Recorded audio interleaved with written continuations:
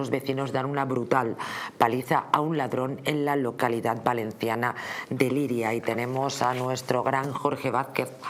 Jorge Vázquez, ¿cómo estás? Buenas noches, bienvenido. Buenas noches, María José, encantado como siempre, ya sabes. ¿Qué ha pasado? Bienvenida a tu programa. ¿Qué ha pasado? Yo recordaba a nuestros telespectadores el otro caso, ¿no? Al marroquí que tiraron desde una azotea, ¿no? Pues le pillaron y ahí vemos que en fin, que le han dado. Sí, cuéntanos, ha sucedido en Liria.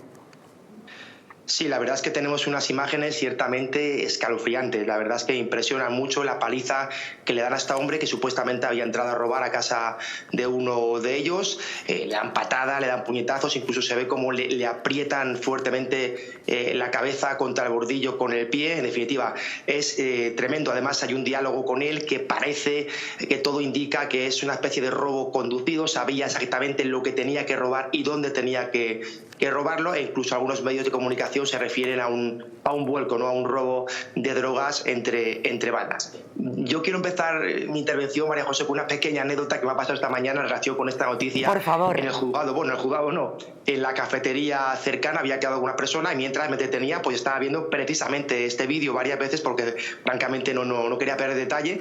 Él ha llegado, se ha incorporado a mi móvil y las ha visto conmigo y según las veía pues me iba diciendo, madre mía, esta gente, Jorge, ¿cómo puede estar en la calle? ¿No? Qué brutalidad. Yo enseguida le he dicho, oye, ¿sabes que a quien están agrediendo es una persona que ha entrado a robar en casa de uno de ellos? Enseguida ya metía en la cárcel al que estaba siendo agredido. Posteriormente le he dicho que parece ser que el asunto era por un tráfico de drogas, de un vuelco de drogas, y ha vuelto a meter en la cárcel a los agresores. No.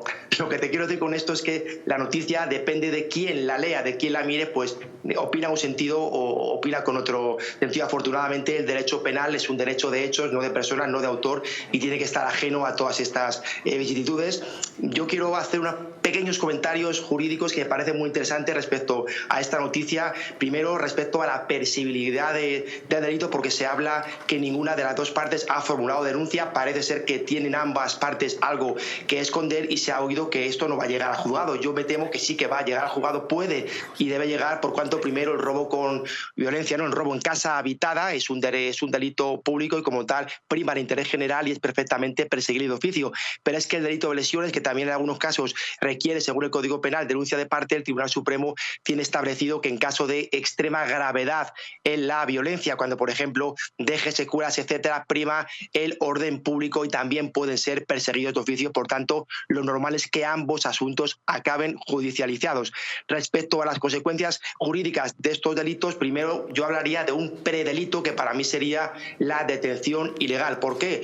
Porque a pesar de que se puede detener legalmente a una persona siendo particular, es si tiene una serie de requisitos, que es una vez que uno tiene la noticia criminis o una detención por un delito flagrante, o para prevenir un delito sí puede retener, mejor dicho, a una persona hasta que llega la policía. Así lo autoriza el artículo 490 de la Ley de Juicio Criminal. Si no recuerdo mal, el Código Penal establece penas para la detención entre particulares, pero dice en los casos en los que no esté autorizado por las leyes. Por tanto, podría estar autorizado por la ley una detención ilegal, pero yo entiendo que no precisamente esta, que está dotada de una brutalidad total y absoluta. Vemos cómo esta persona está detenida, incluso se ve cómo la tienen agarrado con una cuerda a modo de esposas. Por tanto, entiendo que hay una detención, una retención ilegal y por tanto debería ser objeto de un delito. Una pena, hablaríamos de multa de 3 a 6 meses. Respecto al robo en casa habitada, aquí hablaríamos, entiendo, de una tentativa porque no se ha llegado a consumar. Había que rebajar la pena entre 1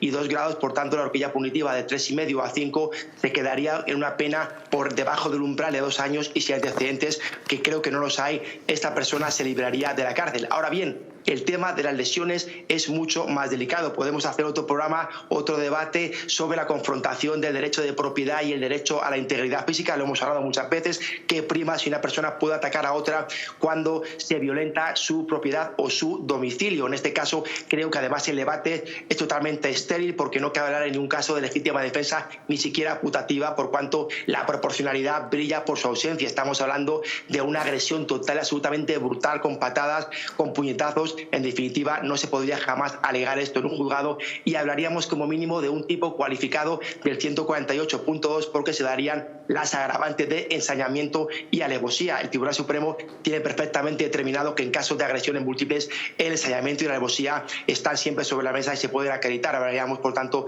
de penas de 2 a 5 años. Pero para terminar, decirte que podríamos avanzar un poco más en las escalas punitivas y podríamos hablar también, ojo, de penas mucho mayores en función de la gravedad de las lesiones y de la inutilidad o no de un miembro principal. Pensemos que le han dado patadas, le han aplastado contra el bordillo, perfectamente puede haber perdido un ojo o haber sido inutilizado, o la nariz o la oreja, etcétera. Hablaríamos de penas de 6 a 12 años y si es no principal, de 3 a 6 años. Y siendo muy generosos, porque ahí tienes una mesa de lujo, como acabas de decir, imagino que compartirán conmigo que apretar fuertemente y en varias ocasiones la cabeza de una persona contra un bordillo, como mínimo es una tentativa de homicidio porque el autor se representa al menos la posibilidad, acepta que pueda producir ese resultado, así que como mínimo con dolo eventual podría ser objeto de una acusación por tentativa de homicidio. El derecho a la propiedad, su ataque es lo peor que le puede ocurrir a alguien respecto al derecho patrimonial, pero muchas veces por evitar que entre en nuestra casa, pues podemos estar privados de ella, cambiando la casa por una prisión, así que mucho cuidado, nada más.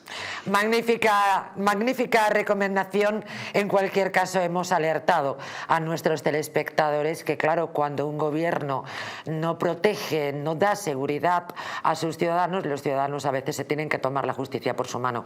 Naturalmente no podemos aprobarlo de ninguna de las maneras, jamás. Gracias, muy buenas noches, Jorge Vázquez. Así debe ser, igualmente muchas gracias. Gracias, querido.